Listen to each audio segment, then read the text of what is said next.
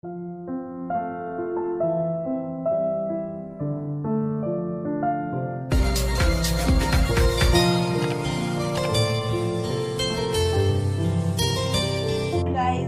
Back to the channel. আশা করি তোমরা সবাই ভালো আছো, সুস্থ আছো এবং সাবধানে আছো। আজকে আমি নতুন একটা রেসিপি নিয়ে চলে এসেছি। তোমরা দেখতেই পাচ্ছ, এটা হচ্ছে লঙ্কার পকোড়া।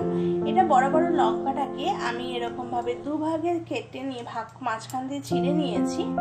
ছিঁড়ে নিয়ে আমি এটাকে পকোড়া করবো। এটা ভালো করে ধুয়ে নিয়েছি।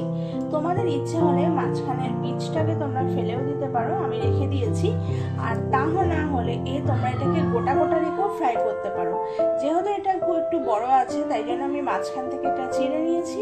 তাহলে দেখো আমি কিভাবে এই লঙ্কার পকোড়াটা বানাই। যদি রেসিপিটা ভালো লেগে থাকে তাহলে প্লিজ তোমরা লাইক করো, শেয়ার করো এবং তোমাদের পরিজনের কাছে আমার রেসিপিটাকে শেয়ার করতে কিন্তু ভুলো না। তাহলে চলো দেখে নিই রেসিপিটা আমি কি করে লঙ্কার পকোড়া বানাই। এবার আমি এখানে একটা পাত্রের মধ্যে দু বাটির মতন দু বাটি আমি বেসন নিয়ে নিয়েছি। আর আমি এর মধ্যে কিছু মশলা অ্যাড করব। সেটা হচ্ছে একটু লঙ্কা পাউডার দেব, একটু নুন দেব। নুনটা কিন্তু তোমাদের স্বাদ অনুযায়ী দেবে, খুব বেশিও দেবে না, খুব কমও দেবে না। আর দেব হলুদ,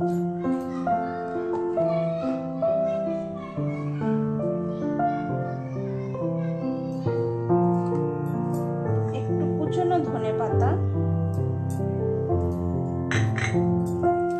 এটা অপশনাল, তোমাদের ইচ্ছা হলে দিতেও পারো আর নাও দিতে পারো। এবার দিয়ে দিচ্ছি আমি একটু সামান্য জোয়ান, কিন্তু জোয়ানটা দেওয়ার আগে আমি একটু হাতে এরকম ভাবে ডলে নেব, তারপর জোয়ানটা দেবো, তাহলে টেস্টটা বেশি ভালো হয়। আর দেবো সামান্য একটু হিং। এবার সমস্তটা আমি ভালো করে মিশিয়ে নেব। সমস্তটাকে আমি ভালো করে মিশিয়ে জল দিয়ে, সামান্য অল্প অল্প করে জল দেব, দিয়ে আমি একটা ব্যাটার বানিয়ে নেব। এবার দেখো এটাকে আমি ভালো করে মিশিয়ে নিয়েছি। সামান্য অল্প করে জল দিয়ে আমি ব্যাটারটাকে রেডি করে নেব। কিন্তু এটা কিন্তু পাতলা হবে না, একটু ঘন থাকবে।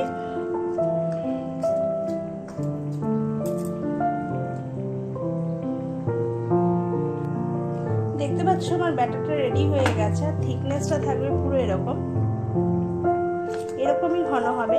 বেশি পাতলা হলে তাহলে লঙ্কার পকোড়াটা ভালো হবে না। এই সময় আমি এর মধ্যে একটু রিফাইন অয়েল অ্যাড করব।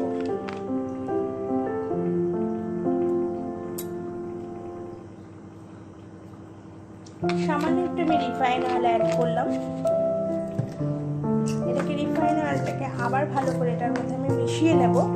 তারপরে এই বেসনের ব্যাটারটাকে আমি 5 মিনিট আমি এটাকে রেখে দেব। 5 মিনিট পরে আবার আমি তোমাদের কাছে ফেরত আসছি। দেখো 5 মিনিট পরে আমি আবার ফেরত এসেছি। এটা একটু ফুলেও গেছে। এটাকে আমি আবার একটু ভালো করে মিশিয়ে নেব। আর এদিকে আমি কড়াইতে তেলটাও গরম করতে বসিয়ে দিয়েছি। এবার দেখো আমি একটা একটা করে তোমাদেরকে ভেজে দেখাচ্ছি। এটাকে এই বেসনের মধ্যে দিয়ে ভালো করে এপাশ ওপাশ করে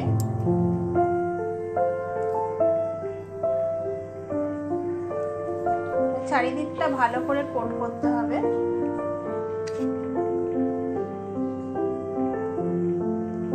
আমি 1 ড্রপ দিয়ে দেখে নিয়েছি তেলটা গরম হয়েছে কিনা।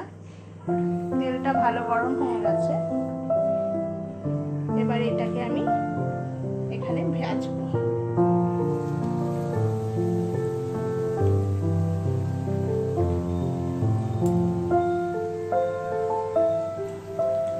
দেখো আমি এখানে দুটো দিয়ে দিয়েছি ভাজতে। খুব সুন্দর ভাজাটা হচ্ছে। যেহেতু আমার কড়াইটা ছোট, এটা আমার লোহার কড়াই। আর তোমরা জানো লোহার কড়াইতে খাওয়া খুবই ভালো। আর লোহার কড়াই, তাই আমি দিয়ে দিয়েছি। এবার এটাকে আমি উল্টিয়ে দিচ্ছি একটু।